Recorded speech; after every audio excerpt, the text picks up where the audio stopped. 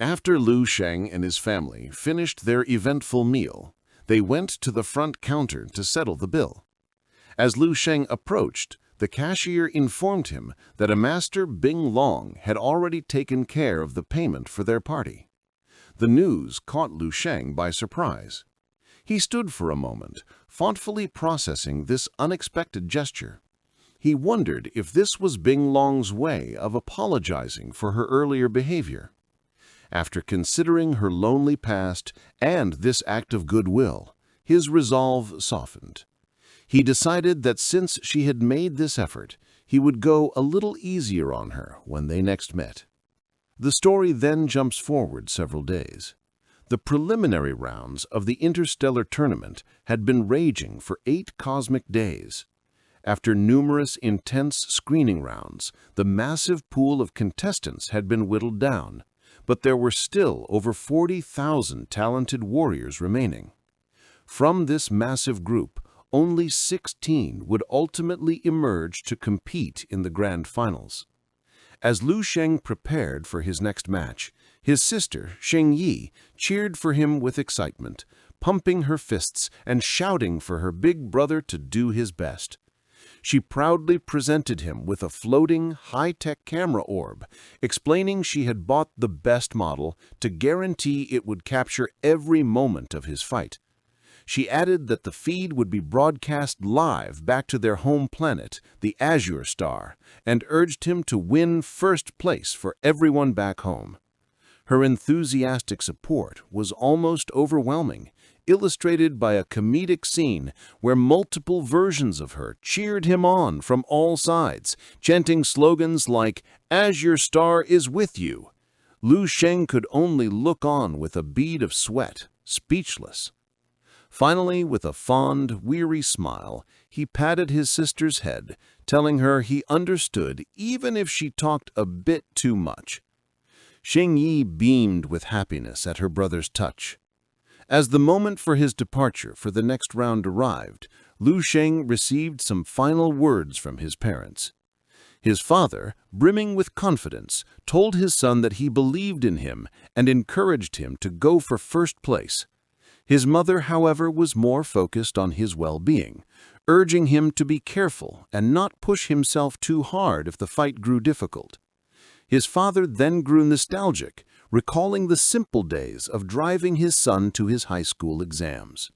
He marveled at how in the blink of an eye his son had journeyed to the stars, expressing immense pride in how far the Lu family name had come. Standing beside him, Snowy's expression was filled with concern. She gently took his hand, her blush deepening. Unable to hold back her emotions, she pulled him into a tight hug, her one request being that he must come back safely. Lu Sheng held her close, stroking her head reassuringly. He promised her not to worry, assuring her he would be fine. Their friends and the other martial saints from the Azure Star watched the moment from a respectful distance. One of the saints, a man with white hair, looked on with anticipation, declaring this was the moment Master Lu would finally shine his brilliant light across the starry sky.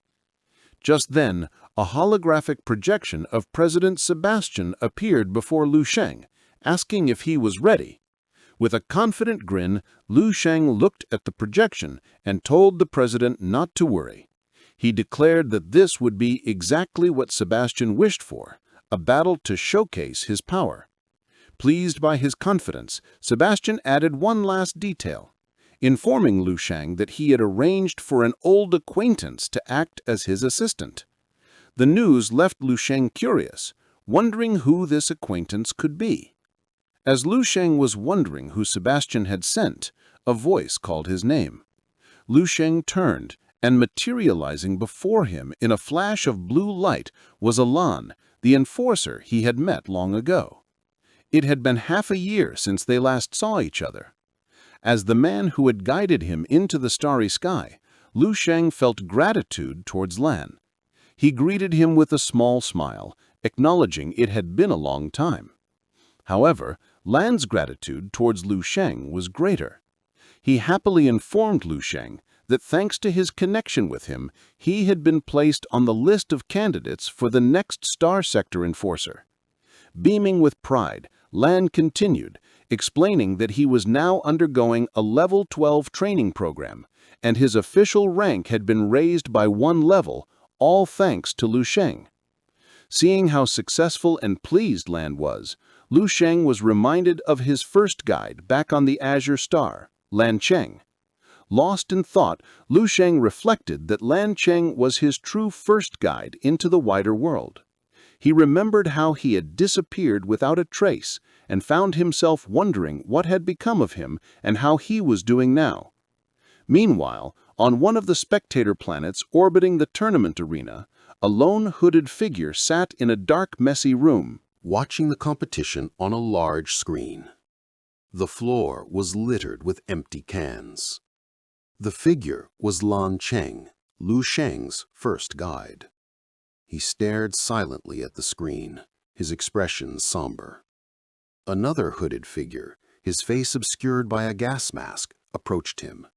It was Chao Lin, who tried to console his friend.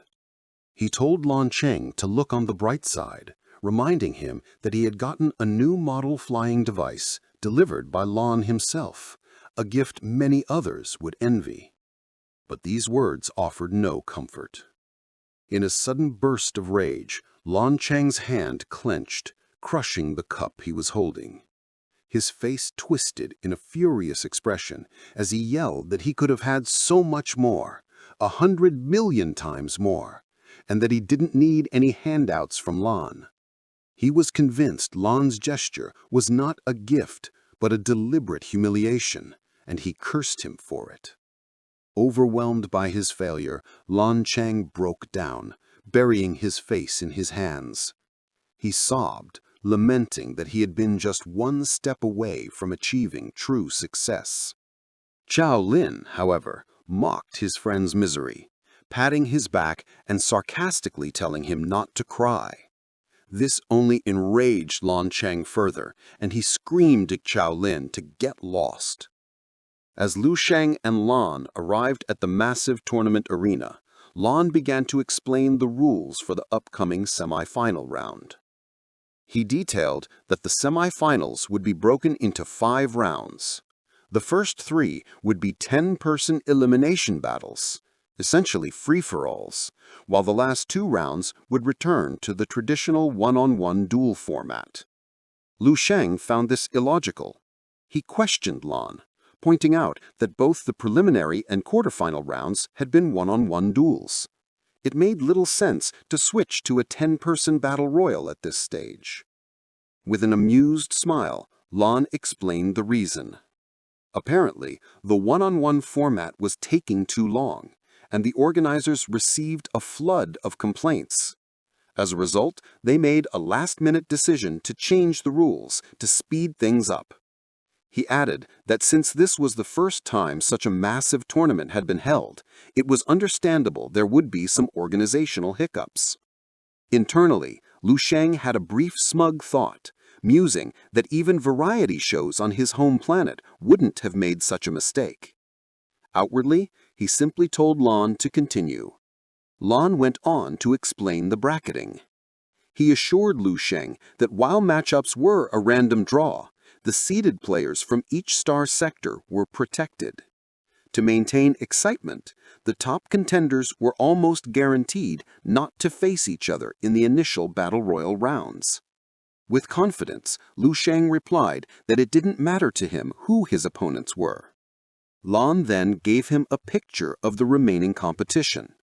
He revealed that at this stage, over 20% of the fighters were powerful level 11 martial artists. The number of such strong opponents left Lu Sheng surprised. Still processing the high number of powerful opponents, Lu Sheng found it hard to believe there could be nearly 10,000 level 11 martial artists under the age of 1,000, even across 12 star sectors. This prompted Lu Sheng to ask Lan the question, were there any level 12 fighters among them? Lan became thoughtful, admitting that while there were suspected cases, he couldn't confirm anything for certain. Then he detailed the two most likely candidates.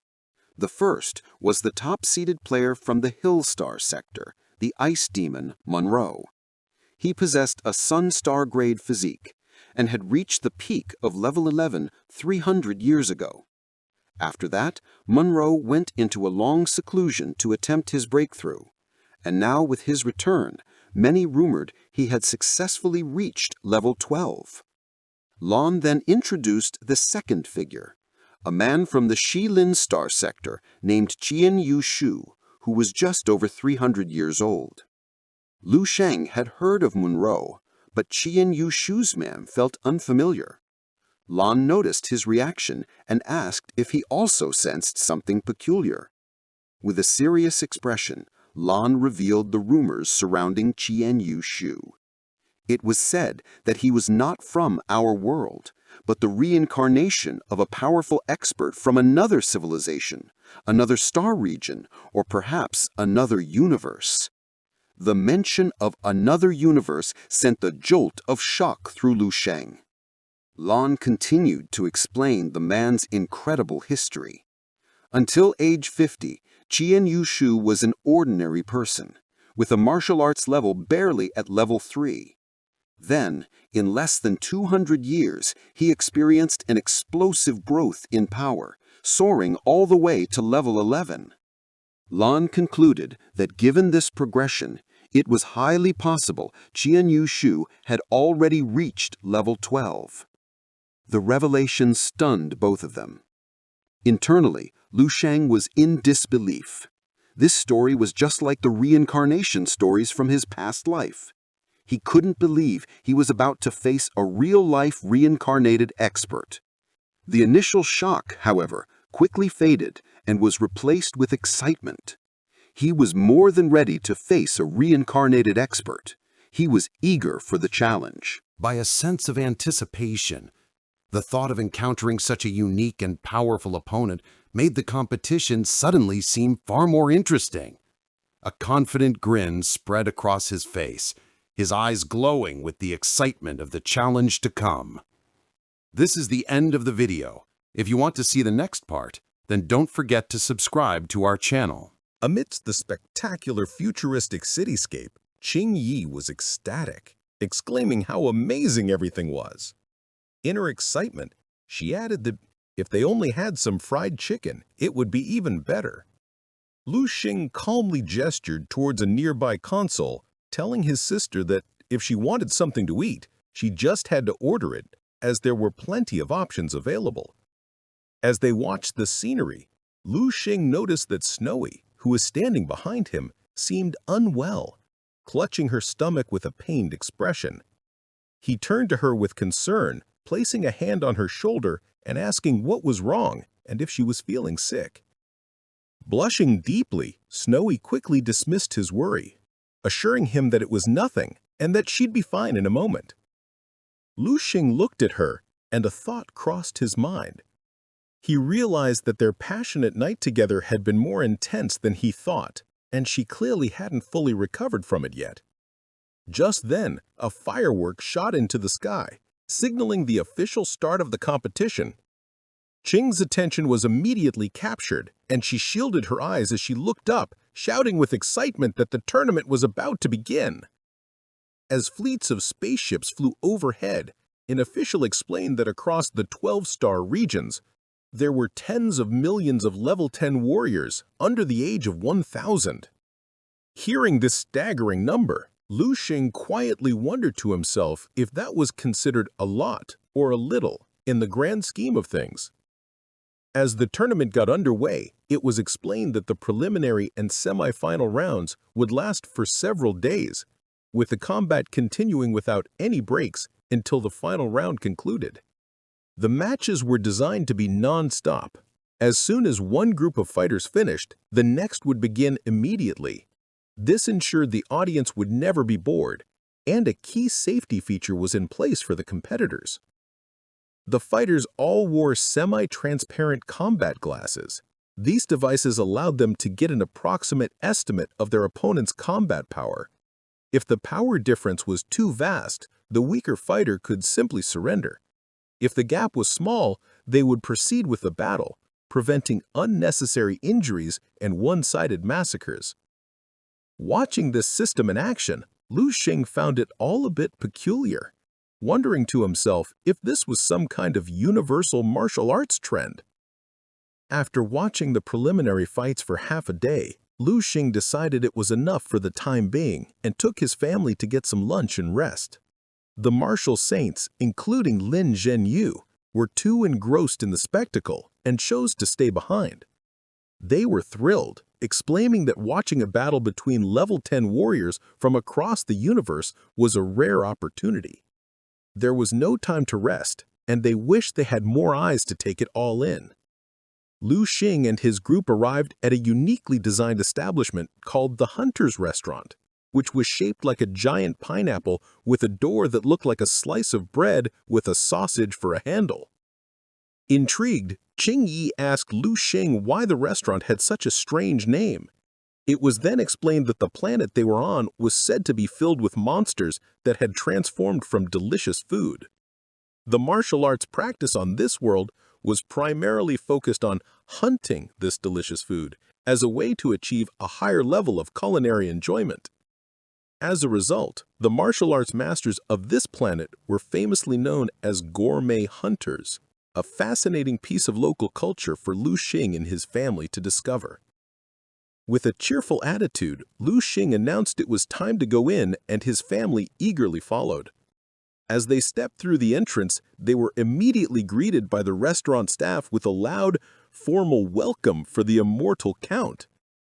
An ID scanner at the door had automatically transmitted Lu Xing's high status information, ensuring he and his party received the highest honors. The reception was so grand that even the owner of the restaurant, the well-dressed man with purple hair and pointed ears, personally came out from the kitchen to greet them. However, just as they were being led to their table, a hand suddenly pressed against Lu Xing's chest, stopping him. He looked down to see it was Bing Long, the blue-haired warrior who had challenged him earlier. She stood before him, blocking his path with a determined expression. Bing Long reminded Lu Xing that he had rejected her offer to spar the last time they met. She declared that this time he would have no excuse, her hand already gripping the hilt of her sword, ready for a fight. Seeing the tense confrontation, Lu Xing's family looked on with confusion and concern, wondering who this aggressive woman was. With a calm smile, Lu Xing turned to his family and reassured them that everything was fine, and that it was just someone he'd met earlier. He knew. His expression then hardened as he turned back to Bing Long, his eyes glowing with a faint purple light. He sternly asked if she couldn't see that he was there to have a meal with his family. He then told her that if she truly wanted him to give her a beating, she should wait for him at the entrance, and he would meet her there after he finished eating. Bing Long was visibly taken aback by his direct and confident response. Before the situation could escalate, Liu Shening's mother stepped forward with a warm and disarming smile. She asked her son if the woman was his friend, kindly suggesting that if she was welcome to join them for their meal. Disarmed and flustered by the unexpected kindness of Liu Sheng's mother, Bing Long bowed her head slightly, apologized for the interruption, and quickly retreated. Liu Sheng watched her walk away, a stern look on his face. Internally, he thought about how incredibly annoying she was. He had been trying to avoid fighting her out of respect for the officials who had brought him there, but he was quickly realizing that he wouldn't find any peace until he finally gave her the fight she so desperately wanted. With the confrontation over, the family settled in for their meal. The restaurant's service was as unique as its theme, with a variety of alien waiters moving gracefully through the elegant dining room to the sound of soft music. One of the waiters approached their table carrying a small, ornate chest. He opened it to reveal a bizarre fish-like bowl with large googly eyes that seemed to be alive. The waiter then carefully placed the peculiar, animated bowl on a plate in front of Liu Sheng. Suddenly, the bowl's outer rocky layer began to crack and crumble away. In a magical flourish, the exterior disintegrated completely, revealing a beautiful, ornate bowl filled with a steaming, delicious-looking soup adorned with edible flowers and sparkling with an otherworldly glow. The entire family gasped in unison, their faces filled with pure amazement at the spectacular culinary presentation. A wide, appreciative smile spread across Liu Shang's face. He thought to himself that while the food at the hunter's restaurant might not be the most conventionally delicious, it was without a doubt the freshest he had ever experienced. At that moment, he finally understood the true meaning of the restaurant's concept, marveling at the incredibly fresh and unique meal before them. The family enjoyed a massive feast, with the table completely covered in a wide variety of delicious-looking dishes.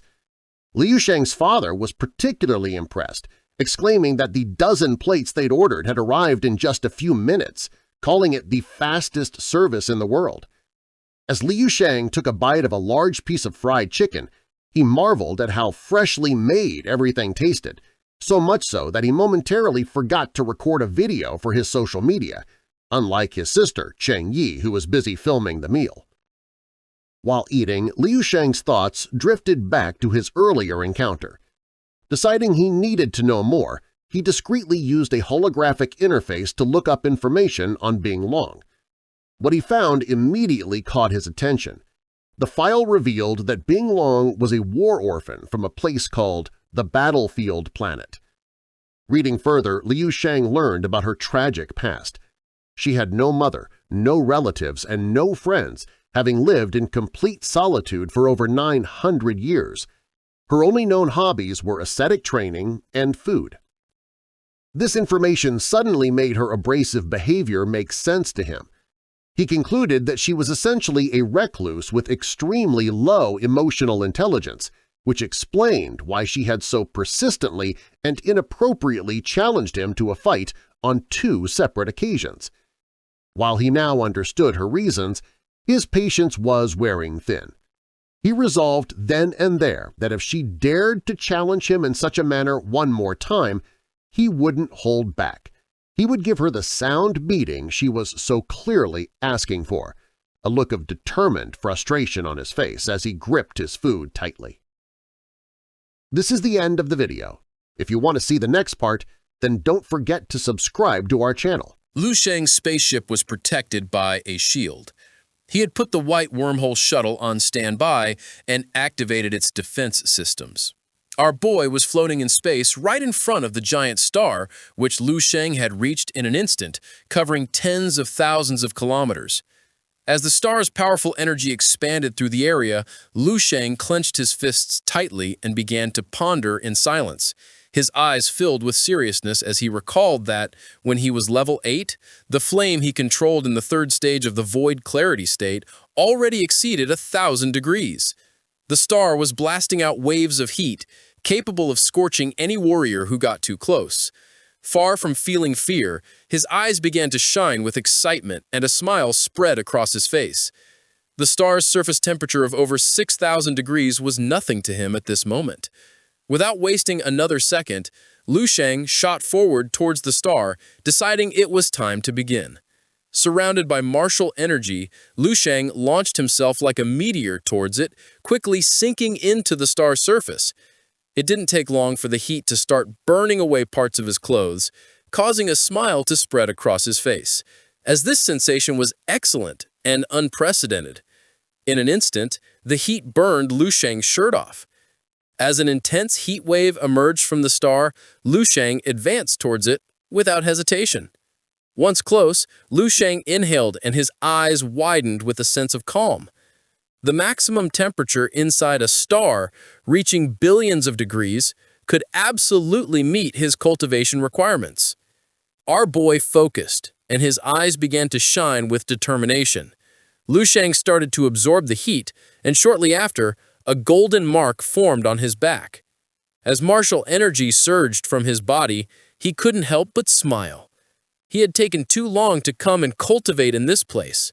For him, this was a true paradise. Lu Sheng began to charge towards the star's interior, where the heat was even intense, because to reach the absolute limit, he had to delve deeper inside. Observing carefully, he realized it wouldn't be long before he reached the perfection of level 9, completed the final missing piece of his martial dharma aspect, and formally advanced to level 10. The closer Lu Sheng got to the star's interior, the more intense the energy and heat became. Without hesitating for a single second, Lu Sheng plunged into the star's core, causing a strange reaction. At the same time, on some other planet, it was daytime, and the city was bustling with people enjoying their lives. Time had flown by. Nearly 3 months had passed since the invitation to the Interstellar Martial Arts Genius Exchange Tournament. The announcement of this tournament was like a massive meteorite that tore through the silence of the starry sky and crashed into the 12 star sectors, shattering the peace that had lasted for tens of thousands of years. People grabbed the flyers and couldn't help but feel excited as a great once-in-a-century war was about to begin. The sky was filled with spaceships as everyone flocked to board them and head to the Yamu star sector. Somewhere else in the galaxy, a large merchant ship from another star sector arrived as the Interstellar Martial Arts Genius Exchange Tournament was in full swing. Inside the ship was a luxurious room with important people. While some were enjoying food, others were chatting. All of this had shattered the peace of the 12 star sectors that had lasted for tens of thousands of years. And now countless bigwigs, martial powerhouses, and geniuses were boarding starships to head to the Yamu star sector. Somewhere in the room was a purple-haired man with a claw-like scar over his eye and elf-like ears. He was no ordinary man, as a strange aura emanated from his body. While he was lost in thought, someone approached him to ask Mr. Leo what he was thinking about. Leo snapped out of his trance and grew somewhat curious. When he turned around, he saw a woman with elf ears enjoying a glass of wine. Leo placed a hand on his chest and with a serene expression replied to Miss Trinus that he was just passing the time. Before commenting on how beautiful the starry sky was, Trinus observed him in silence, her eyes shining with joy. She asked him with a smile to just call me Trinus. He blushed, averted his gaze, tucked a strand of his hair, and admitted that the starry sky was indeed beautiful, but if you looked at it for too long, it could feel a bit boring and monotonous. Besides, the sky hadn't been very peaceful lately. She began to look lovingly at Leo and stuck out her tongue, recalling that he, a peak level 11 martial expert, had suffered the misfortune of his small spaceship being damaged. Upon learning that his destination was also the Yamu star sector, he had set out with them. As the captain of this merchant ship, her vessel's combat strength wasn't entirely sufficient. Leo, with his arms behind his back, began to gaze to the side in silence. While he was distracted, she approached and took his hand. Noticing this, his eyes widened in surprise and confusion, not knowing what she had in mind. She began to look into Leo's eyes with an expression full of love. Due to this interstellar grand tournament, space pirates were running rampant across more than a dozen star sectors, and the police in sectors like Yamu and White Mist simply couldn't handle it all on their own. Fortunately, we had him, which made her feel much more at ease. With a confused look, Leo realized he hadn't felt at ease in a long time. Flashing a confident smile, Leo asked her if she knew how many colors there were in the interdimensional battlefield. Hearing this, Trina's eyes widened in surprise and confusion, wondering if Mr. Leo had been to the interdimensional battlefield before. Leo put his arms behind his back and began to look up at the ceiling.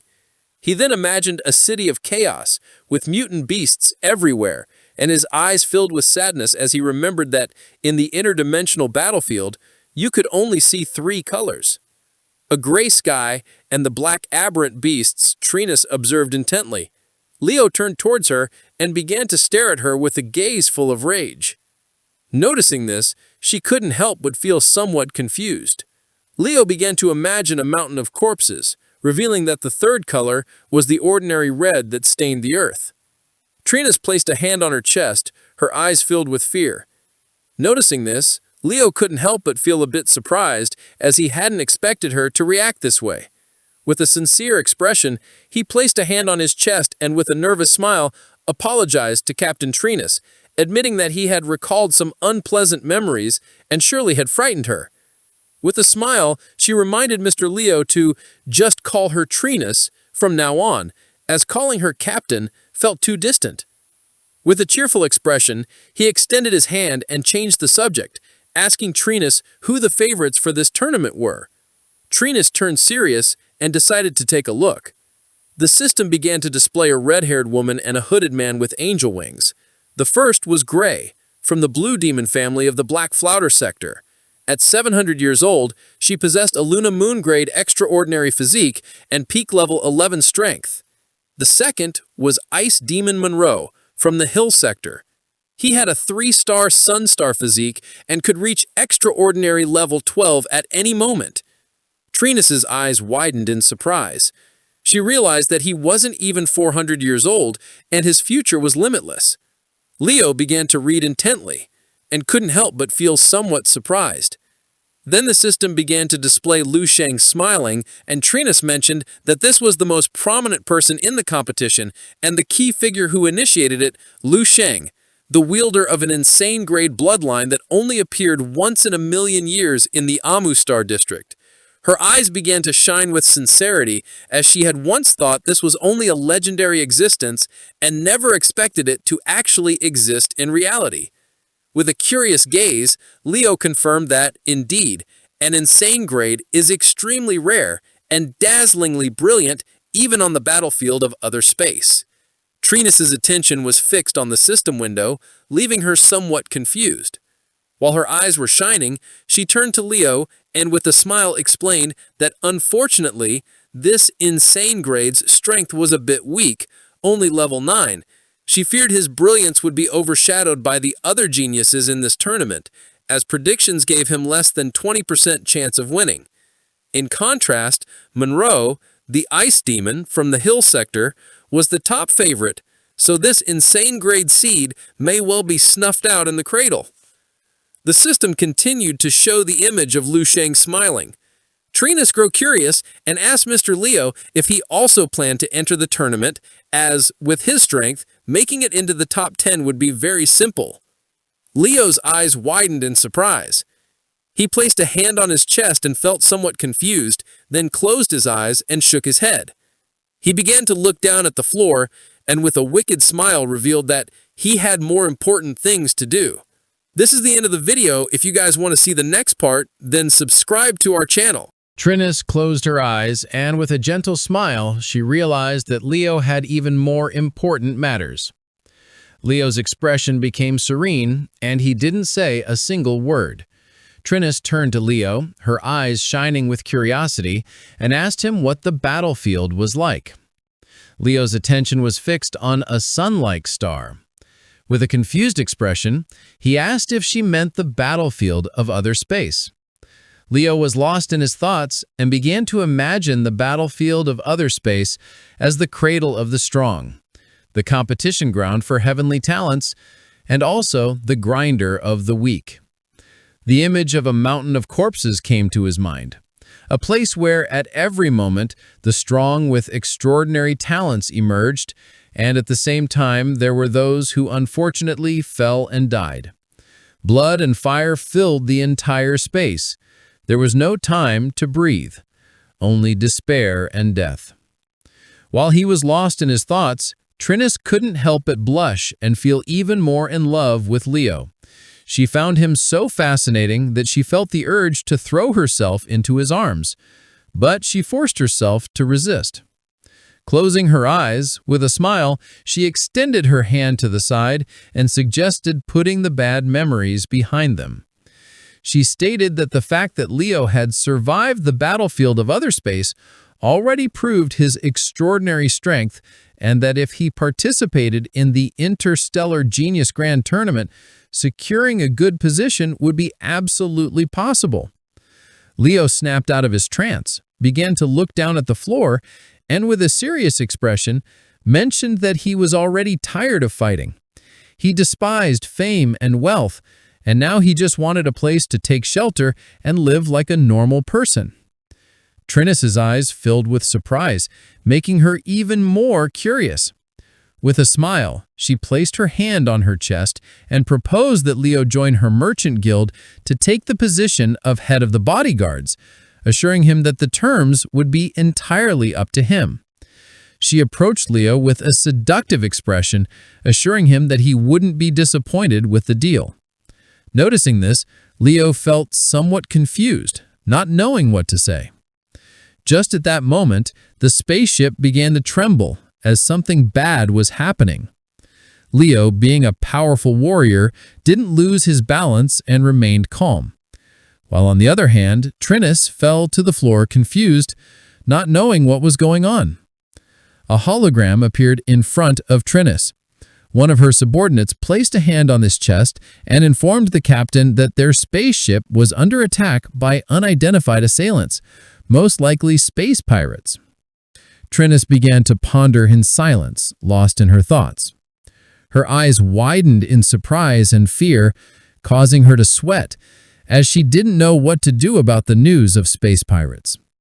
With a serene gaze, Leo approached her and extended his hand to help her up, but she urgently ordered him to take her to the guard squad.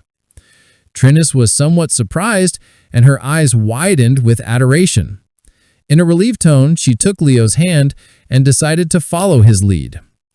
The spaceship was traveling at high speeds, but at the same time, pirate spaceships began to approach rapidly. The star pirate ship was closing the distance. Somewhere on the ship was the defense crew's room. Trinus led Leo to this room. They began to walk, and upon noticing they had arrived, the workers began to celebrate, shouting that Mr. Leo had arrived and that they were saved. Leo, who had his arms behind his back, became serious and asked them all to remain calm, as it wasn't a big deal. Noticing how calm Leo was, Trinus blushed even more, and a relieved smile spread across her face, as with him there, she felt much more at ease. Leo began to observe the place carefully. Then he turned to Trinus and, with a curious gaze, asked if the guard team was complete. With a sincere smile, Trinus nodded and confirmed that the entire force of the Emerald Merchant Guild was there, asking him to give the order to face the Star Pirates. Hearing this, Leo's eyes began to gleam with malice, and a wicked smile spread on his face. Then Leo rested a hand on Trinus's shoulder, and with the other prepared to draw his sword. Noticing this, Trinus's eyes filled with surprise and fear. Knowing that something was not right, Leo began to stare at the guards with a furious gaze. Then he used his technique called spinning slash, unleashing a powerful cut of martial energy which destroyed everything in its path. As the attack slowly spread through the room, the guards were confused, not knowing what was happening. One of them had his eyes wide with surprise and fear. He couldn't believe what he was seeing. The attack was so fast that by the time the guards realized what was happening, Leo had already sliced them to pieces. Witnessing this scene, Trinus was in shock, her eyes filled with fear. She didn't know what had just happened.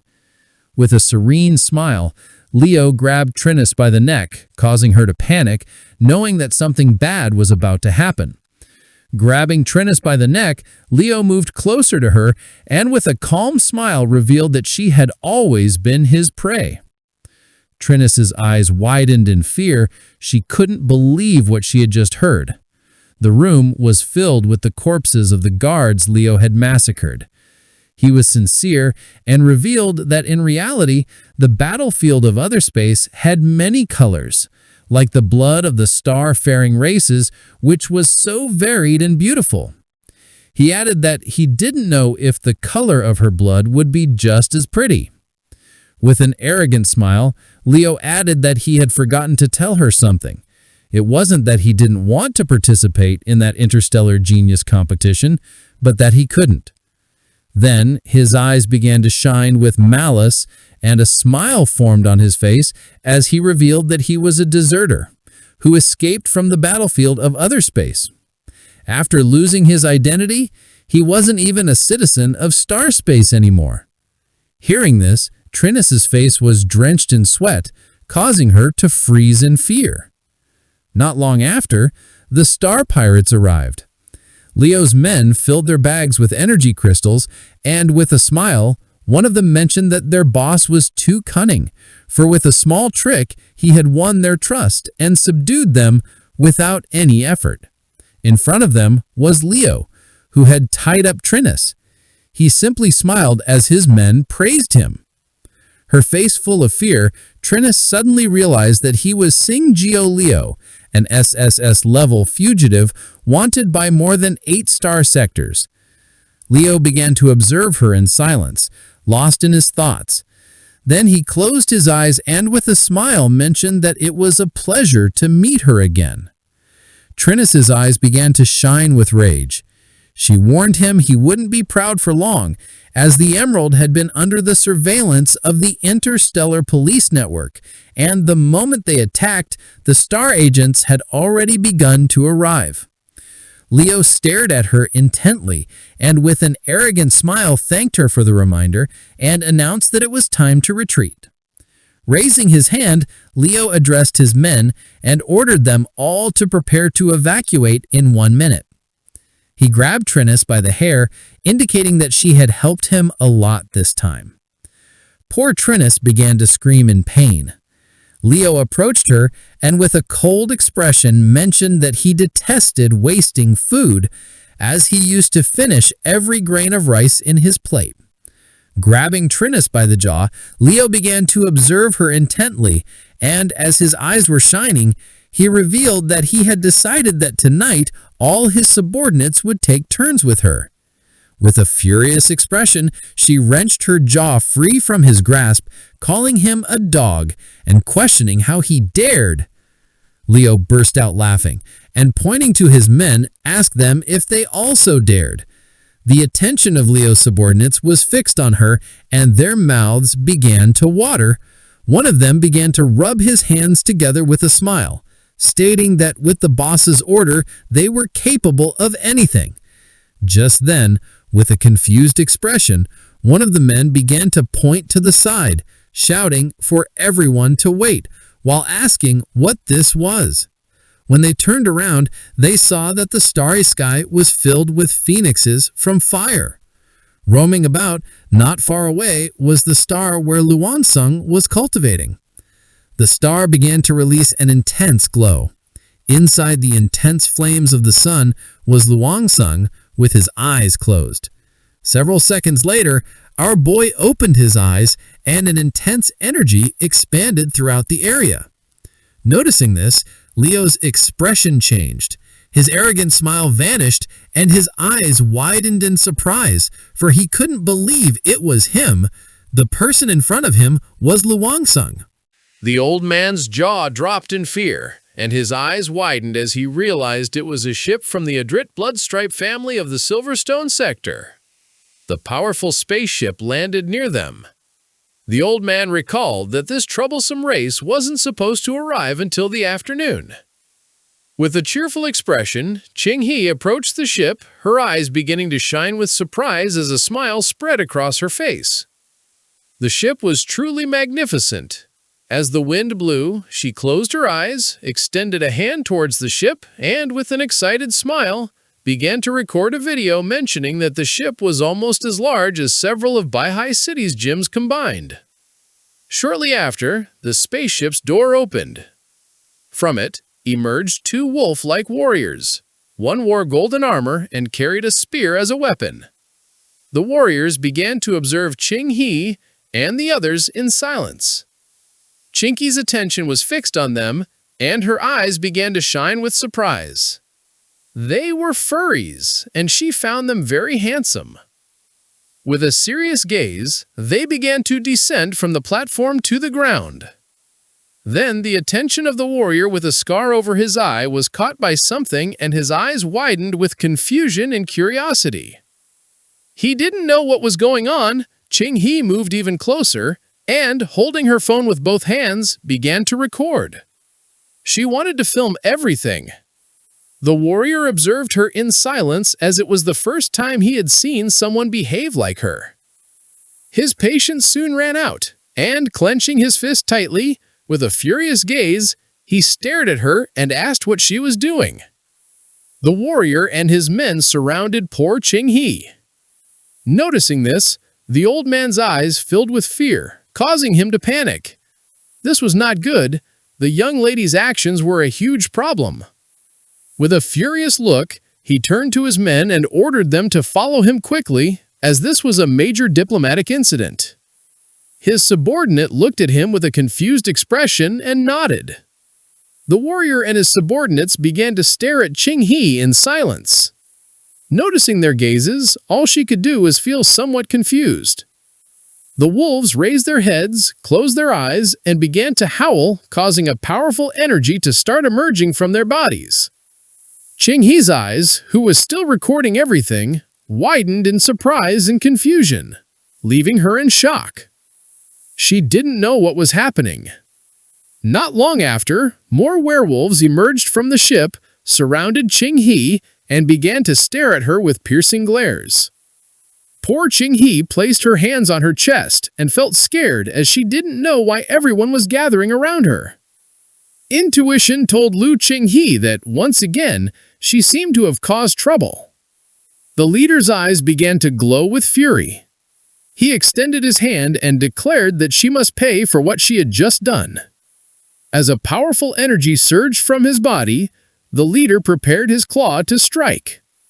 All Ching-hee could do was close her eyes and brace for the worst. Just as the leader was about to attack, the old man came running, extended his hand, and, with a desperate expression, pleaded for him to wait. Hearing the old man's voice, the leader became somewhat curious and confused. While Ching-hee was trembling with fear, clutching her phone, the old man stood in front of her, with his hands outstretched and a serious expression. He begged for her forgiveness.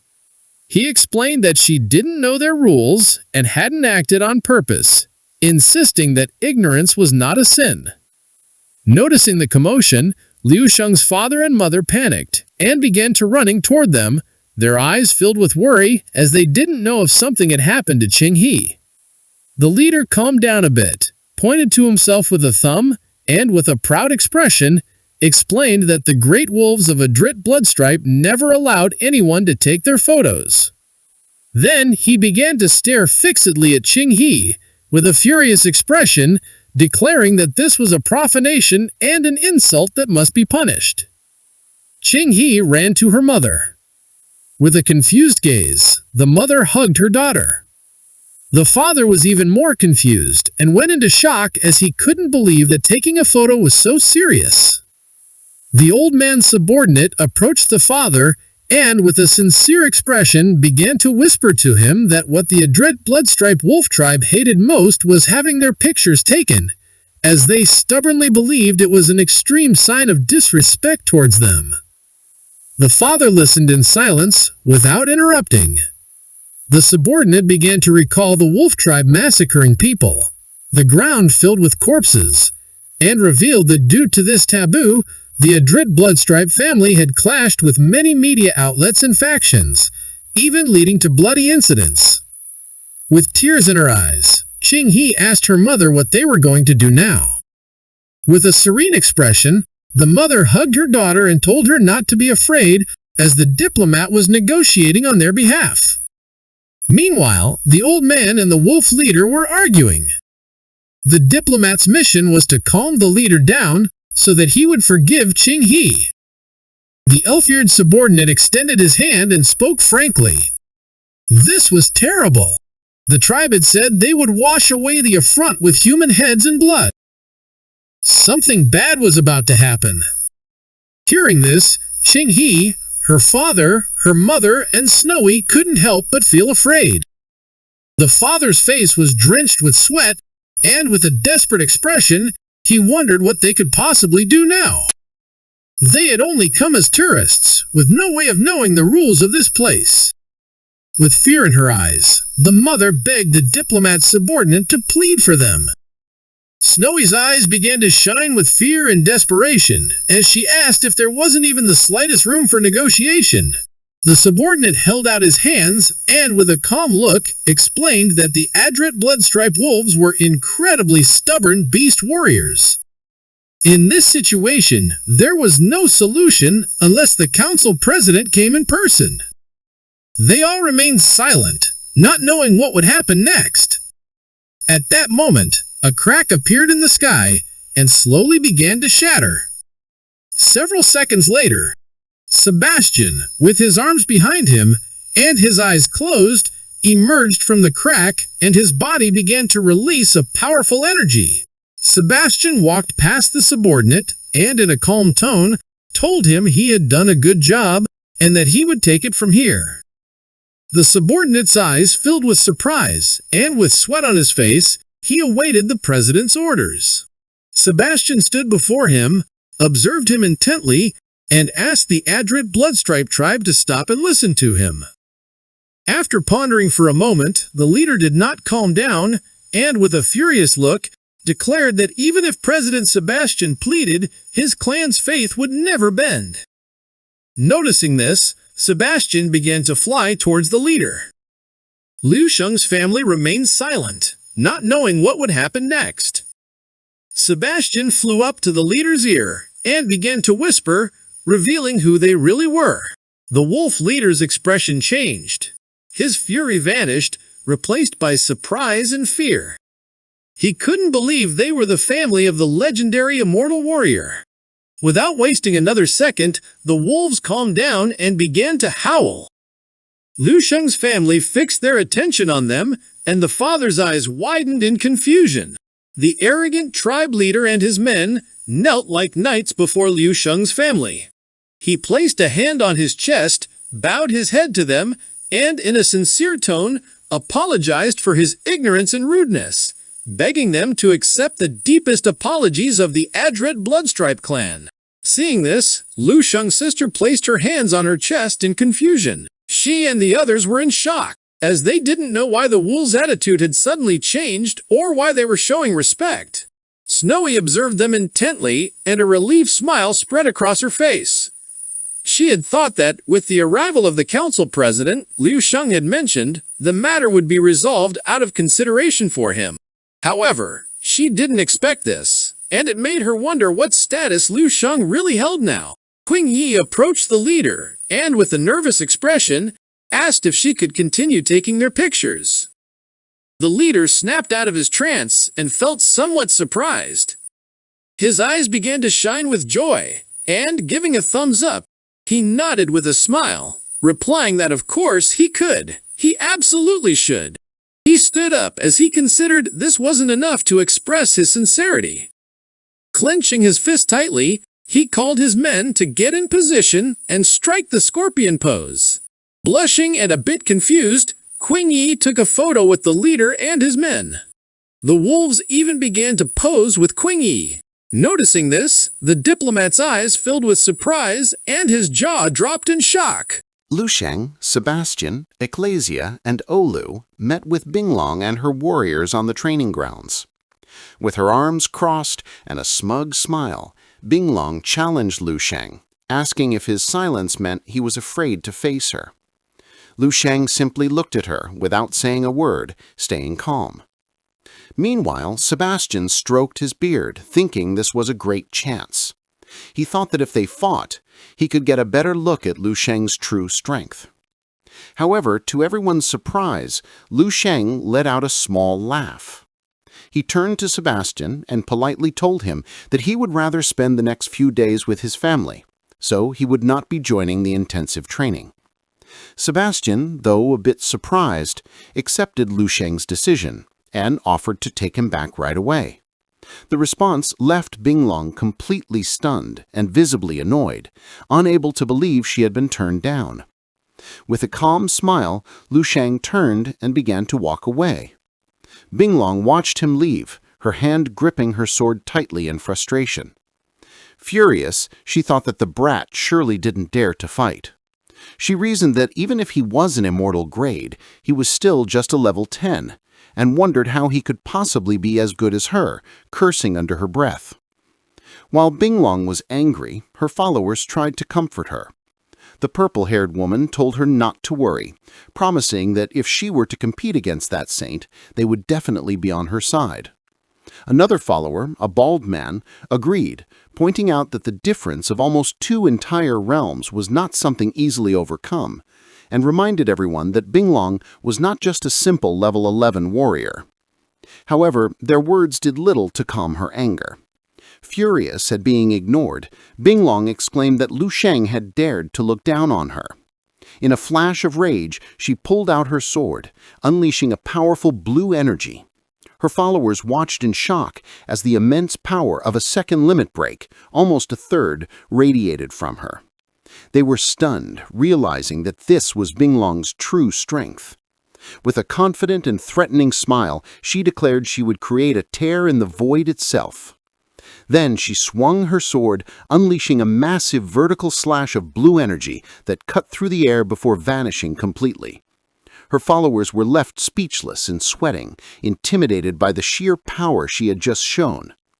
As the energy faded, the followers began to whisper to each other. The bald man voiced his concern, suggesting they needed to keep an eye on things so that the lunatic Binglong wouldn't find out what they were planning. He called her nothing more than a rabid, brainless dog. The purple-haired woman agreed, pointing out that Lu Sheng's talent was clearly better. She reasoned that, although Binglong was stronger now, in the future Lu Sheng would crush her easily. Calling Binglong too stupid to be worth following, she confirmed their decision. The other 2 men quickly agreed with her, laughing as they secretly planned against their leader. Meanwhile, Sebastian teleported Lu Sheng to his family's luxurious villa by the sea. Before leaving, Sebastian advised Lu Sheng that the rewards for the top 10 finishers in the tournament were extremely good. He encouraged him to try and get them, to which our boy confidently replied not to worry. With that, Sebastian said his goodbyes and teleported away. By the pool, Lu Sheng's parents were relaxing. His father commented on how their son wanted them to live there from now on. Having bought them a house and provide great food and a place to stay, Lu Sheng's mother was on a video call with friends, telling them that their new life felt like a dream. During the call, she was surprised to learn it was already August back on their home planet, noting the time difference was quite big. Happily, she told her friends she would speak with her son about inviting them all to visit. Her husband agreed, saying they should all come and have a good time. Just as she finished, Lu Sheng suddenly teleported in front of her, announcing his return. Overjoyed, his mother rushed to him, asking when he had gotten back. She fussed over him, saying he looked thinner and tanner, while his father casually greeted him. Lu Sheng looked a little embarrassed. At that moment, Snowy and Kingchi walked in with boxes of fruit and snacks. Kingji remarked with a laugh that her big brother could be like that sometimes. Spotting them, Lu Sheng playfully waved, calling out to Snowy that he was home. The sudden greeting caught Snowy by surprise. Qinghe, however, was thrilled and shouted that her brother was back, running to pull him into a big, tight hug as the whole family celebrated. Qinghe joyfully shouted that her brother was back, rushing forward to hug him tightly as their parents looked on with warm smiles. Later, the whole family gathered around the dining table for a lively meal, their faces filled with happiness. Lu Sheng's mother lovingly served him food, encouraging everyone to eat more. However, the cheerful mood soon turned more serious. Lu Sheng's mother told him she felt lonely, explaining that in this new place, she didn't know anyone besides his father. Qinghe sadly agreed, adding that she missed her classmates and even the simple things from home. Hearing this, Lu Sheng's father asked his son directly if their plan was really to settle here forever. Lu Sheng turned to Snowy and asked for her thoughts. With a gentle smile, she replied that she would follow whatever decision he made. Taking a moment, Lu Sheng reassured his family. He explained that they didn't have to stay on this planet, they could move to another. More importantly, he promised them that he could arrange to bring everything they missed from the blue planet to them, their friends, his sister's school, even the food stall by the gate. His family's faces instantly lit up with shock and delight. However, Qinghe asked a logical question. If he could do all that, Why couldn't they just live on the blue planet instead? Lu Sheng's expression became serious. He thought to himself that he couldn't possibly tell them the truth, that the blue planet was going to be destroyed in a few years. Explaining the coming alien beast invasion was too complicated and would only make them worried. He knew they had to move eventually, so it was better to do it sooner. Changing the subject, he laid out a new plan. He told them he would spend the next couple of days with them. They would watch the tournament and then travel together to explore the nearby planets. Qing-He was thrilled, exclaiming that it had been far too long since she had gone on a trip with her big brother. Snowy also smiled warmly, agreeing that a family outing was long overdue. That night, inside the family's villa, Lu Sheng and Snowy were in bed, with Snowy sleeping peacefully on his chest. Suddenly, she sat up, waking Lu Sheng, who asked her what was wrong. Turning to him with a smile, she showed him a small, fancy bottle, leaving him confused. She asked him to look at what was inside. With a gentle expression, Snowy explained that since she was leaving home for longer periods now, she had been keeping a lock of his hair in the bottle to remember him by. Lu Sheng seemed to find this amusingly sweet. In a swift, gentle motion, he pushed her back down onto the bed. Blushing, she asked him what he was doing. Leaning over her with a playful grin, Lu Sheng told her to stop keeping his hair, promising that he would leave her with something more to remember him by. Snowy looked at him completely surprised. His eyes began to glow a faint blue as he leaned in closer, telling her that she would find out what he meant very soon. The scene then cut to the outside of the villa, where suggestive sounds could be heard from their room, showing the two were sharing a passionate night together. Several days later, the grand tournament began with a massive celebration. A female announcer floated above the arena, energetically welcoming the spectators with fireworks exploding in the background. She announced that the long-awaited Interstellar Martial Arts Exchange Tournament of the 12 star sectors had finally officially begun.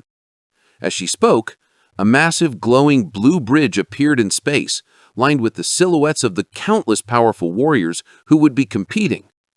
She declared that the most outstanding martial talents from the 12 sectors would fight, and the audience would witness the birth of a champion. The event was broadcast on a huge scale, with entire planets for spectators surrounded by floating holographic screens. Lu Sheng, Snowy, and Qing-He watched from a prime location. Qing-He was in awe of the enormous holographic projection, exclaiming how incredible it was. Lu Sheng calmly reassured her that there was no need to rush, as the entire observation planet had been reserved just for them, allowing them to watch from any spot they wished. Soon after, their other guests from the Azure Star, including the Martial Saints, were led to their viewing area. One of the men expressed his amazement, stating that he never thought he would live to see such a huge stellar event, let alone have an entire asteroid as an exclusive viewing box. He marveled how truly incredible Lu Sheng had become. Watching the scene, Lin Chengzhu, her face partially covered by a mask, thought about Lu Sheng's power. She thought about how back on their home planet, a level 9 warrior like him was practically considered a human god. Yet here, in the vast universe, level 9 fighters were common. Despite being on a stage filled with elite fighters from all over, she noted with pride that Lu Sheng still managed to shine with a dazzling and unique brilliance. This is the end of the video. If you want to see the next part, then don't forget to subscribe to our channel. Ecclesia approached Lu Sheng, crossed her arms, and with a smile mentioned that he would have to go there sooner or later anyway, so it was good to get ahead and learn about it. Lu Sheng nodded. She extended her hand and made a system window appear. Looking at it, she explained that the interspace battlefield was the rift between their universe and a different one, a space born from their collision, making it the main battlefield where their universe faced the other world. Our boy listened in silence and grew curious. The system began to display a warrior fighting a horde of beasts. Ecclesia pointed out that countless martial prodigies, powerhouses, and monsters across the starry sky chose to forge themselves in the interspace battlefield, and for this reason it was also known as the Cradle of the Strong. Lu Sheng grew serious and questioned if this wasn't the same as the abyssal dimension. The church pondered in silence. Lu Sheng's eyes began to shine with determination as he revealed that he had always been curious about the origin of the alien beast invasion and asked for an explanation. In a serene tone, she revealed that it was just an alien universe that had collided with theirs and that this wasn't really an invasion. Sooner or later, they would be completely driven out, and a counterattack was not out of the question. Lu Sheng sank into his thoughts, and his expression turned sad as he realized that to him, this was just an alien universe. It was clear they were taking the invasion lightly, even talking about a counterattack. Then he clenched his fist, and a powerful energy began to surge from his body. The higher-ups of the starry sky were still largely optimistic about the situation, even believing they had everything under control. He wondered if the rank of a level 12 executor was too low, or if even the most powerful beings in this universe were still unaware of the Dark Lord's existence. Lu Sheng's gaze lifted to the sky as he thought in silence, knowing that waiting 7 years for the Dark Lord to invade would be too late. Lu Sheng lowered his gaze to the ground and asked her if she knew what the Dark Lord was. Hearing this, Ecclesia's eyes widened in surprise and confusion. She didn't know what that was. On the other hand, Sebastian began to stroke his beard in silence. Olu looked intently at Lu Sheng and with a confused expression asked him where he had heard that term. Noticing Olu's expression, Lu Sheng couldn't help but feel a bit surprised. He was sincere and revealed that he had once felt inexplicable fluctuations of consciousness coming from another world, deep in the ocean of his home planet, in a cavern overrun by alien beasts. Within them, there was a reference to the Dark Lord. While Ecclesia had her arms crossed, Sebastian gestured and asked Olu if he knew what a Dark Lord was. Olu's expression changed. He turned serious and revealed that he had heard the term on the alien battlefield. The image of a battlefield came to his mind. Dark Lord was a respectful title given to powerful beings of a certain level in the alien universe. Olu looked at them intently and revealed that if their strength were compared to the standards of our own universe, it would be roughly equivalent to a level 16 expert. Hearing this, Sebastian's and Ecclesia's eyes widened in surprise and fear, leaving them in shock. Lu Sheng was just as stunned as he remembered that level 16 was equivalent to his mentor Yang Yizhou, the lord of a star region. Lu Sheng began to recall the beast he had fought at the bottom of the sea, and his eyes widened in surprise. He found it incredible that a star region is a collection of countless galaxies, and that indescribable shadow invading from the abyssal caverns of the blue planet sea was level 16. With a confused expression, Sebastian began to look at Olu and questioned if a level 16 expert could appear on a primary resource planet like Lu Sheng's mother star. Olu looked down at the floor in silence, and then, in a sincere tone, he admitted that perhaps it was just an alien life form that knew the name of a Dark Lord, but its level was definitely not low. Sebastian listened in silence without interrupting. Olu put his arms behind his back and mentioned that a level 16 expert could rule a large star region. Generally, level 11 or 12 experts were unaware of their existence, and he had only learned of this by chance after becoming the commander-in-chief of the battlefield. Olu's tone became calm as he stated that regardless, if this was true, it deserved their attention. He asked Lu Sheng to give him the coordinates of the cave he had mentioned later, as he would like to personally visit his home planet. Lu Sheng began to show a serene smile, saying it was no problem, although deep down he thought it would be fantastic if the commander-in-chief could uncover the problem with the abyssal caverns and report it. Is would get the attention of the higher-ups in the Celestial Serpent Galaxy, and by the time the 7-year deadline arrived, they would be fully prepared. Undoubtedly, this would minimize losses and save countless lives, something he couldn't do alone. They boarded the spaceship, which took off and began to soar through the vast starry space. Inside the ship, our boy told them everything about the abyssal caverns as they headed to the location.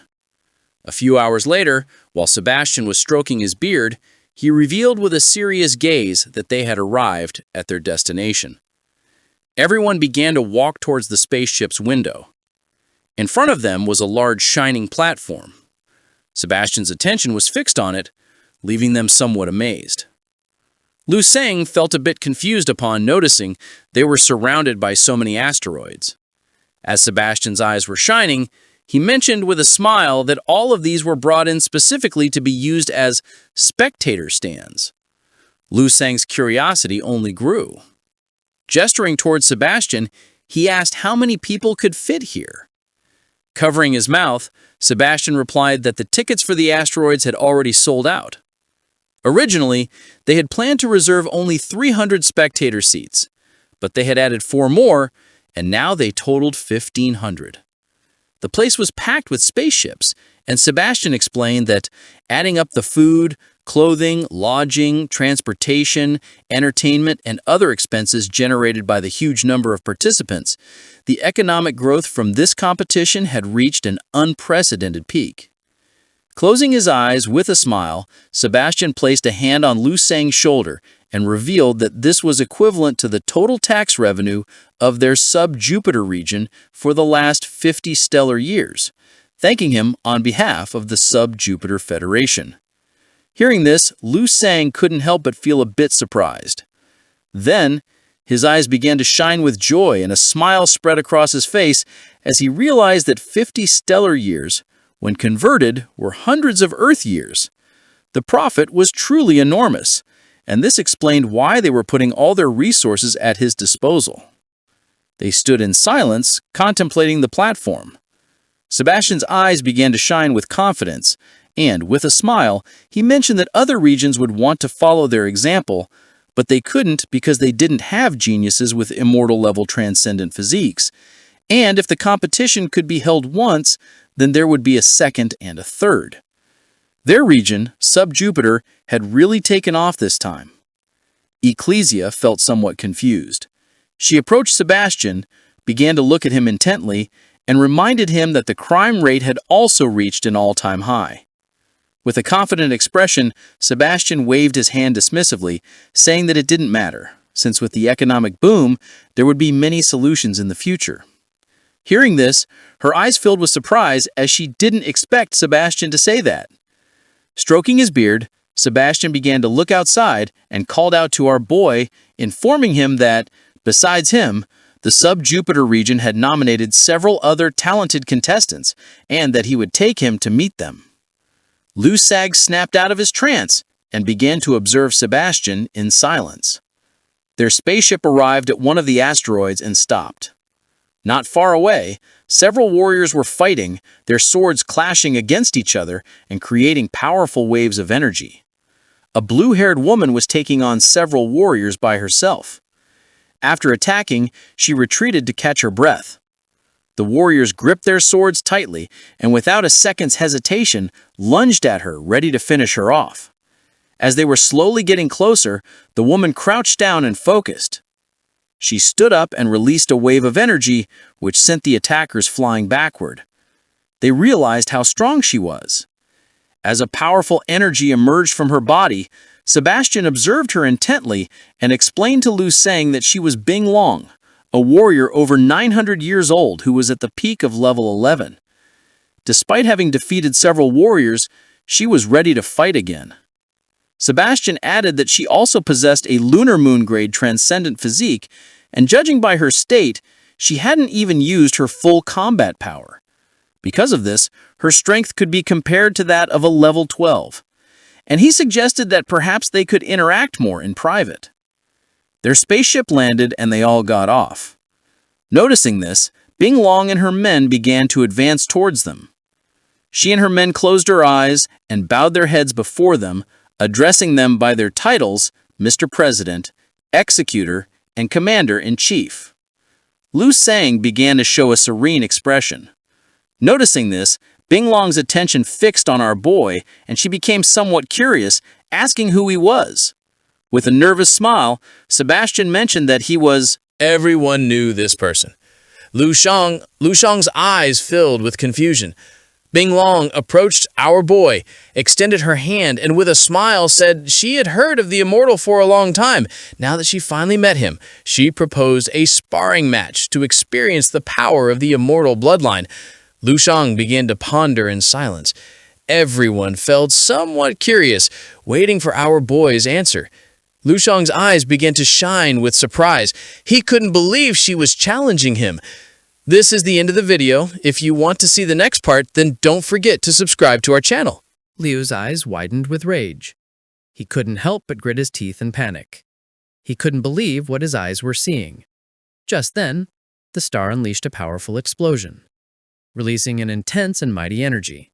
Liu felt fear, began to back away, and released Trinis, causing her to fall to the ground.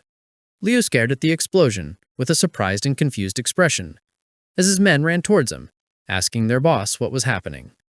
Inside the intense flames of the star's explosion, Liu Sheng was focused with his eyes closed. His entire body was glowing and he seemed to have merged with the sun. With a furious gaze, Liu realized he had to do something. He turned to his men and ordered them to launch an attack with all their strength against the star before them.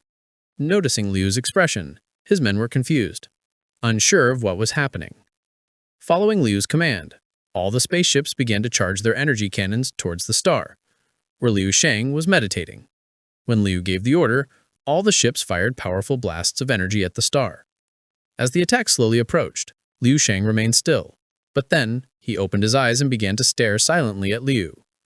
Our boy used his power, and his martial energy began to expand throughout space, dispersing the energy blasts fired by the spaceships.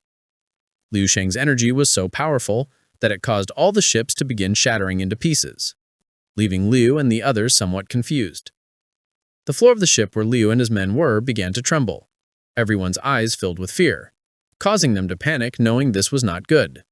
Liu remained calm, took out his walkie-talkie, and with a look full of determination, ordered his men to scatter. No matter how hard he tried to communicate with his subordinates, there was no response. Noticing this, Liu's eyes filled with fear, and his body began to tremble. Liu lost his composure, and without a second's hesitation, he fell to his knees on the ground. He couldn't comprehend how this had happened. Then his attention was caught by something, and his eyes widened in surprise and terror. As Liu Sheng's body was surrounded by martial flames, he slowly began to emerge from within the star. As Liu Sheng's body was transforming, he clenched his fists tightly and began to gaze downward in silence. Several seconds later, Liu Sheng focused and decided it was time to stop cultivating. Using his martial powers, he extended his hand to the side, and the martial flames transformed into the clothes he usually wore. As his eyes shone with a serious light, Liu Sheng slowly began to raise his head. While Liu and his men were distracted, Liu Sheng appeared before them in the blink of an eye. Noticing this, Liu, who was still on his knees, stared up at our boy with a terrified expression. His eyes widened in terror, and his body began to tremble. He asked our boy who he was, as a suffocating aura emanated from Liu Sheng's body. He stared down at Liu in silence, without saying a single word. Observing closely, our boy noticed Liu's disbelief. He couldn't comprehend how someone with such an immense aura was merely level 10. Liu's expression changed, filled with determination, and without wasting a single second. He shot to his feet and charged at Liu Sheng, screaming at him not to underestimate him. Liu Sheng glanced down in silence. Liu's eyes began to shine with determination, concentrating all his martial power into his fist. He yelled for Liu Sheng to go to hell. With a serene expression, Liu Sheng extended a finger, and using his perfected martial arts, summoned a tiny fire phoenix. The moment the phoenix appeared, the martial energy surging from Liu's hand vanished completely. Just before Liu could attack, intense martial flames began to burn his body. His eyes filled with surprise and confusion, not knowing what was happening. As the flames slowly enveloped Liu, he panicked and with a furious expression, wondered how this was possible. His eyes began to gleam with rage as veins popped on his face, unable to believe that this was truly the power of a level 10.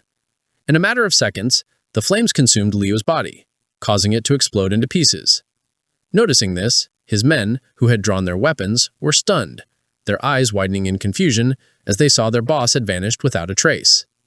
One of them began to tremble in fear, stammering that he was a monster.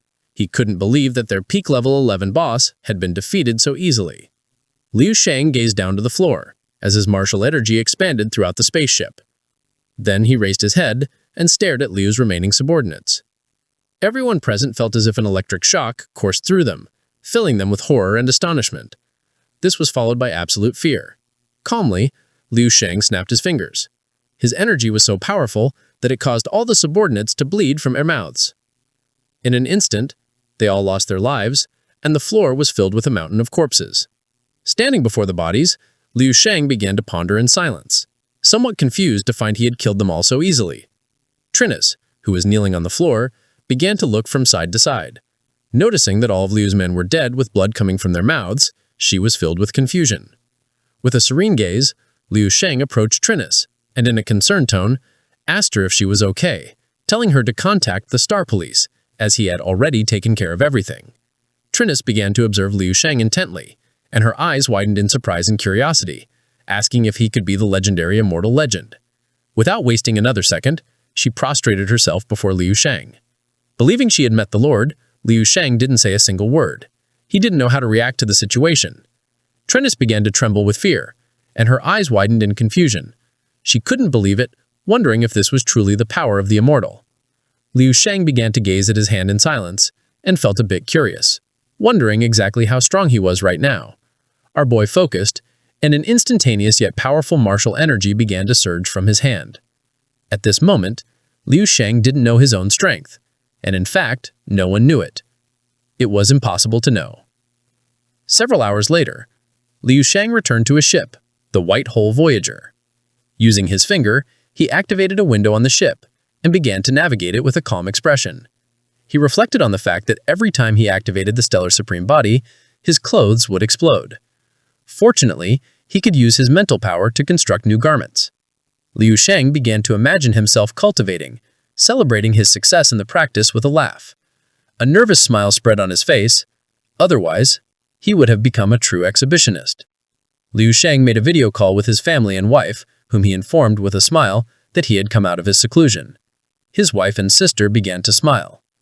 Liu Sheng was on his ship, and taking advantage of the great event of the Interstellar Martial Arts Geniuses Exchange Conference being held in the Yamu Star District, he arranged for his parents, his wife, and several martial saints with whom he had a good relation to be brought to this star district. He hung up the call, and as the system window disappeared, his eyes began to shine with joy. With this, he was giving his parents a heads up, which would make their relocation from Azure stay much easier later. The destination was the main star sector of the Yamu Star District, where another great event awaited him. A spaceship landed at the spaceport of the main satellite of the Yamu Star District. His sister began to observe the buildings, astonished. Snowy began to smile, while her mother's attention was fixed on the clothes she was wearing, wondering what material they were made of, as they were cool and very comfortable to wear.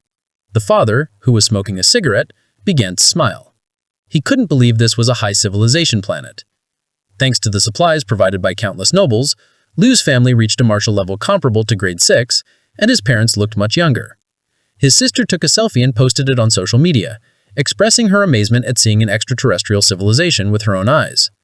The post was immediately filled with admiring comments, Liu's army members reporting in, and other users asking for her WeChat. Snowy began to walk around the place and couldn't help but smile and feel relieved to see this was the place where Liu Sheng had ended up. The white-haired man's eyes filled with surprise as he recalled his days with Lord Liu. He never thought this day would come. Lin Zhongwen is astonished to see how advanced this planet was. Just then, an old man, with a unicorn horn, approached them, placed a hand on his chest, and with a smile welcomed them to the 8th Star Sector on behalf of the Yamu Star Sector Federation, extending to all of them the most sincere and enthusiastic welcome. Kingsui's eyes filled with surprise as she realized that these clothes even had auto-translation function, allowing them to communicate without any barriers. The father began to smile, and felt somewhat confused, flattered by the feeling of being treated like the leader. With a smile, the mother replied with a laugh that they were all just basking in the saint's glow. With a smile, Kingsui approached the old man and posed with a selfie, asking her bros on social media if they had seen this, and pointing out the alien with such peculiar skin was the envoy sent by the Yamu district government to welcome them. At that moment, a giant spaceship began to descend from the sky, drawing everyone's attention. Kingsui began to jump with joy, amazed by the immense size of the spaceship. With a cheerful smile, she moved closer, announcing to her bros that she would get a closer shot. When she was near, she saw that the spaceship had the symbol of a wolf. Noticing this, the old man's eyes filled with fear, causing him to panic as he knew this was not good. Amidst the spectacular futuristic cityscape, Qing Yi was ecstatic, exclaiming how amazing everything was. In her excitement, she added that if they only had some fried chicken, it would be even better. Lu Xing calmly gestured towards a nearby console, telling his sister that if she wanted something to eat, she just had to order it, as there were plenty of options available. As they watched the scenery, Lu Xing noticed that Snowy, who was standing behind him, seemed unwell, clutching her stomach with a pained expression. He turned to her with concern, placing a hand on her shoulder and asking what was wrong and if she was feeling sick. Blushing deeply, Snowy quickly dismissed his worry, assuring him that it was nothing and that she'd be fine in a moment. Lu Xing looked at her, and a thought crossed his mind. He realized that their passionate night together had been more intense than he thought, and she clearly hadn't fully recovered from it yet. Just then, a firework shot into the sky, signaling the official start of the competition. Qing's attention was immediately captured, and she shielded her eyes as she looked up, shouting with excitement that the tournament was about to begin. As fleets of spaceships flew overhead, an official explained that across the 12-star regions, there were tens of millions of level 10 warriors under the age of 1,000. Hearing this staggering number, Lu Xing quietly wondered to himself if that was considered a lot or a little in the grand scheme of things. As the tournament got underway, it was explained that the preliminary and semi-final rounds would last for several days, with the combat continuing without any breaks until the final round concluded. The matches were designed to be non-stop. As soon as one group of fighters finished, the next would begin immediately. This ensured the audience would never be bored, and a key safety feature was in place for the competitors. The fighters all wore semi-transparent combat glasses. These devices allowed them to get an approximate estimate of their opponent's combat power. If the power difference was too vast, the weaker fighter could simply surrender. If the gap was small, they would proceed with the battle, preventing unnecessary injuries and one-sided massacres. Watching this system in action, Lu Xing found it all a bit peculiar, wondering to himself if this was some kind of universal martial arts trend. After watching the preliminary fights for half a day, Lu Xing decided it was enough for the time being and took his family to get some lunch and rest. The martial saints, including Lin Zhenyu, were too engrossed in the spectacle and chose to stay behind. They were thrilled, exclaiming that watching a battle between level 10 warriors from across the universe was a rare opportunity. There was no time to rest, and they wished they had more eyes to take it all in. Lu Xing and his group arrived at a uniquely designed establishment called the Hunter's Restaurant, which was shaped like a giant pineapple with a door that looked like a slice of bread with a sausage for a handle. Intrigued, Qing Yi asked Lu Xing why the restaurant had such a strange name. It was then explained that the planet they were on was said to be filled with monsters that had transformed from delicious food. The martial arts practice on this world was primarily focused on hunting this delicious food as a way to achieve a higher level of culinary enjoyment. As a result, the martial arts masters of this planet were famously known as gourmet hunters, a fascinating piece of local culture for Lu Xing and his family to discover. With a cheerful attitude, Lu Xing announced it was time to go in, and his family eagerly followed. As they stepped through the entrance, they were immediately greeted by the restaurant staff with a loud, formal welcome for the immortal Count. An ID scanner at the door had automatically transmitted Lu Xing's high status information, ensuring he and his party received the highest honors. The reception was so grand that even the owner of the restaurant, the well-dressed man with purple hair and pointed ears, personally came out from the kitchen to greet them. However, just as they were being led to their table, a hand suddenly pressed against Lu Xing's chest, stopping him. He looked down to see it was Bing Long, the blue-haired warrior who had challenged him earlier. She stood before him, blocking his path with a determined expression. Bing Long reminded Lu Xing that he had rejected her offer to spar the last time they met. She declared that this time he would have no excuse, her hand already gripping the hilt of her sword, ready for a fight. Seeing the tense confrontation, Lu Xing's family looked on with confusion and concern, wondering who this aggressive woman was. With a calm smile, Lu Xing turned to his family and reassured them that everything was fine, and that it was just someone he'd met earlier. He knew. His expression then hardened as he turned back to Bing Long, his eyes glowing with a faint purple light.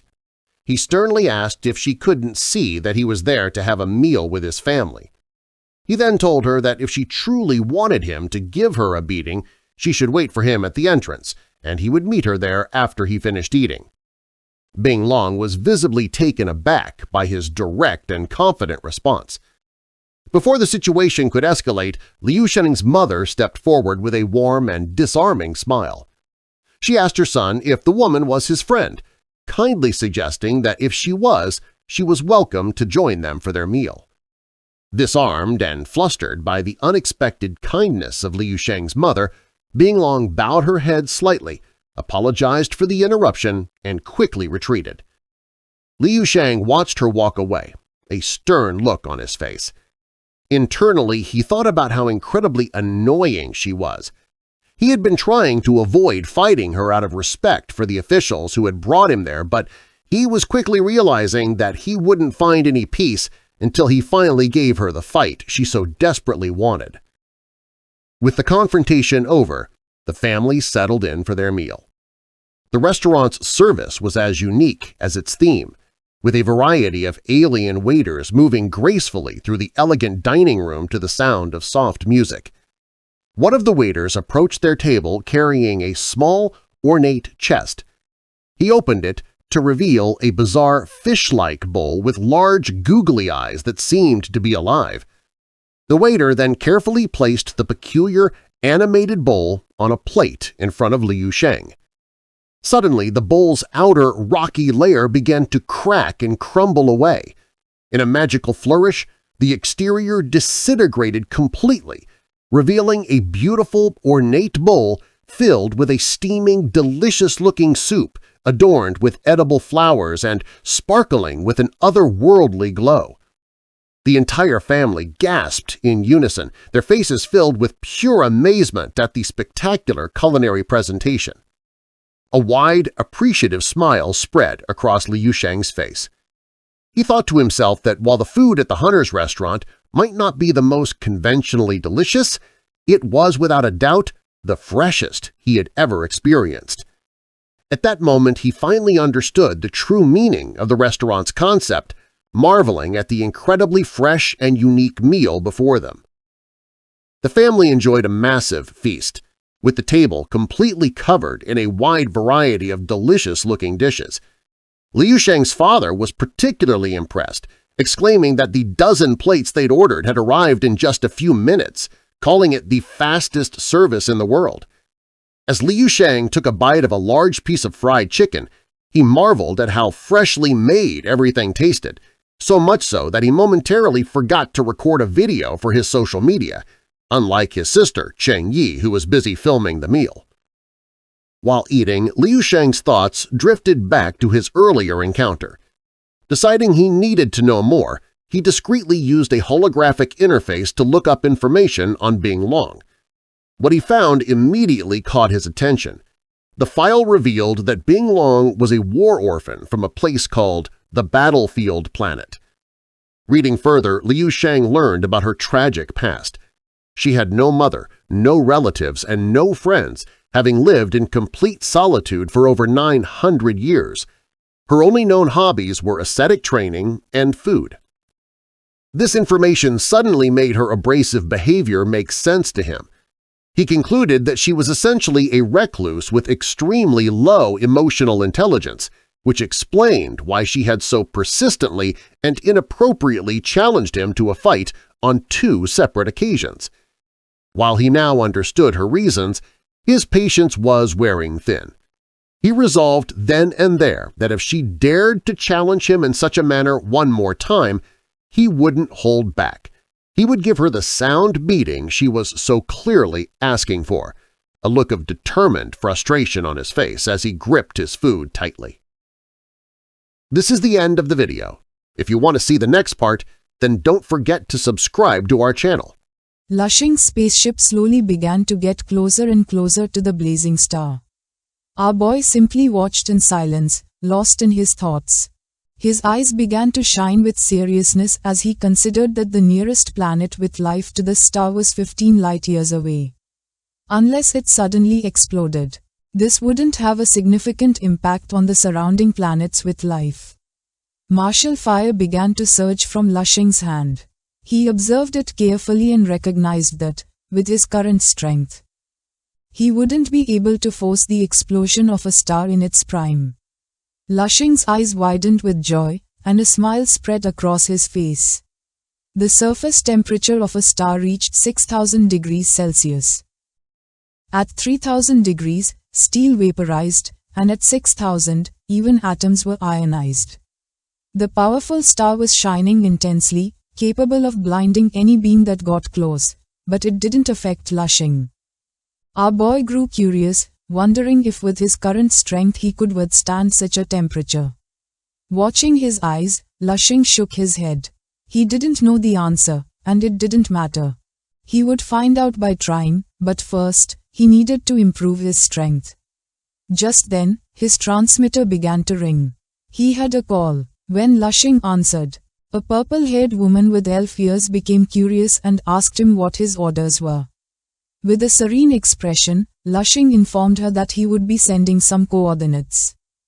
He ordered her to have someone send him a batch of energy crystal resources within 10 days. His eyes began to shine. With a smile, she nodded and informed him that the president had asked her to inquire if the problem on his home planet had been resolved yet. In a calm tone, the woman began to gaze to the side and mention that, as Mr. Liu had instructed, invitations to the Interstellar Martial Arts Tournament had been sent out to the 12 surrounding star regions. The venue would be their region, Sub-Jupiter. And it would begin in 4 months. Lushing closed his eyes, let out a sigh, and before hanging up, asked her to let him know. Several minutes later, Lushing went to another part of the ship. And the door opened. He was in the training room, which was filled with giant, shining purple energy crystals. Lushing grabbed a crystal and began to observe it intently. His eyes starting to shine with confidence. For now, he would use these supplies to hold out for a while. Then Lushing's attention fixed on the ceiling of the spaceship. And in a serious tone, he ordered the ship's system to set up a simulation with a 50,000 gram environment. The system activated the 50,000 times gravity. Lushing's eyes widened in surprise, as he hadn't expected the pressure to be so immense. Despite being a martial arts genius, Lushing couldn't take it, and his knee slammed into the ship's floor, shattering it. Lushing's body began to tremble, causing him to grit his teeth tightly. Not long after, blood started to come out of his nose and mouth. Far from feeling fear, his eyes widened with excitement as he liked this sensation. The gravity slowly caused the spaceship's window to begin to crack. Lushing began to get to his feet, realizing it was as if an entire planet was crushing him. Clenching his fists tightly, Lushing was filled with determination and stood up. He wasn't going to give up so easily. While bleeding from his mouth, eyes and nose, our boy began to concentrate all his martial energy. Not long after, the veins on his arm burst, and blood began to gush out. But far from giving up, Lushing couldn't help but smile. He didn't have time to progress step by step. Extraordinary times called for extraordinary measures. His eyes filled with determination, as he had to become stronger. Martial energy began to surge from Lushing's body and expand throughout the room. Not long after, the energy crystals, which were previously golden, began to float, surrounded by golden energy, and were turned blue by Lushing's martial energy. Lushing concentrated even harder, and more energy began to surge from his body. He was going to give it his all, no matter the cost. To become stronger, an excited smile spread across his face. For the first time in his life, Lushing devoted himself completely to his cultivation. At the same time, while Lushing was cultivating frantically, the invitations for the Sub-Jupiter region's Interstellar Martial Arts Tournament crossed galaxy after galaxy at faster than light speeds. Somewhere else in space, a spaceship was traveling at full speed. Inside, a bearded man held a sealed envelope, lost in silent thought. This was how the invitations were delivered to the top experts of each region. Not far away was the MANHUA region, where there was a strangely shaped blue planet, a man with long hair, a beard, and horns was cultivating until an invitation arrived. The man stopped his cultivation and began to read it with a curious gaze. The man began to stroke his beard and felt somewhat confused, wondering if the sub-Jupiter had just discovered an immortal-level genius and were already eager to show him off. With a furious expression, using his powers, the man burned the invitation. He stated that he wouldn't do as they wished and ordered the geniuses and experts of the MANHUA region that none of them were permitted to go. Hundreds of horned men knelt before him and nodded their heads. The man watched on in silence, lost in his thoughts. Meanwhile, in the Luoyun region, a woman wearing a helmet and knight's armor entered her father's room with a letter in hand. In a curious tone, she asked her father if he had seen the invitation to the sub-Jupiter region's interstellar martial arts tournament. Her father was a priest who carried a magic staff. He placed a hand on his chest and, with a smile, nodded, confirming he had seen it. The knight drove her sword into the ground, knelt before her father, and asked for his permission to participate. Her father began to ponder in silence, then turned to her, and with a serious gaze asked his daughter if she knew that there would be a genius with a great immortal-level constitution there. Clutching the pommel of her sword tightly, the daughter declared that was precisely why she must go. Facing someone with an immortal-level bloodline was a unique opportunity. An experience that might allow her to break the limit of the sacred mark and thus get one step closer to the great Lord God.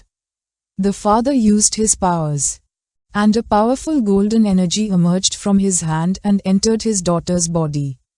With this, he gave her permission to go, assuring her that immortality was not an unbreakable myth. He stated that the great sacred mark would guide her and that glory would be revealed in her. She remained silent, and then her eyes began to shine with determination, vowing that she would not let him down. In the Zir region, there was a one-eyed man smoking a cigar. He began to read the letter intently, his thoughts fixed on the words, immortal level. The man closed his eyes and left the letter on the table. To him, this region was truly blessed to have discovered a bloodline like this. However, he found it disrespectful that they were so eager to host an interstellar martial arts tournament for geniuses with just a level 9 immortal. A long-haired man appeared in front of him, placed a hand on his chest, greeted him respectfully, and asked for his orders. With a serene smile, the man handed the letter to his subordinate, telling him he would have to postpone his plan to go to the dimensional battlefield. He presented this as a very interesting competition that he thought his subordinate would enjoy. His subordinate approached, took the letter, and began to read with a cheerful expression. A smile spread across the one-eyed man's face. His subordinate was already a level 12 solar class bloodline. But the cultivation techniques he practiced could conceal his strength, confidence shone in his eye. The invitation only mentioned level 11, and Hale was capable of suppressing his power to that level. This was truly exciting. The possibility of Hale accidentally killing that region's immortal amused him. Meanwhile, in the spaceship's gravity training room, Lu Sheng continued his training. He had his eyes closed, and martial fire energy was coming from his body. Several seconds later, Lu Sheng opened his eyes, and his attention fixed on something, making him curious. With a serene gaze, Lu Sheng looked up at the ship's ceiling. Compared to 10 days ago, it seemed a few centimeters lower. The gravity had crushed it down. Lu Sheng began to observe his hand. He grew serious. His power had become incredibly solid, at least dozens of times denser. More than 30,000 immortal cells had already begun to sketch out the solar domain star map. And the process was nearing completion. Without wasting any more time, Lu Sheng focused and unleashed a powerful slash of energy. His attack shattered the blue energy crystals into pieces. The room was filled with energy crystal fragments scattered everywhere. Lu Sheng emerged from his ship. In front of him was the bright and blinding star. Our boy clenched his fists tightly and made it clear that it was this star's turn. This is the end of the video. If you guys want to see the next part, then subscribe to our channel.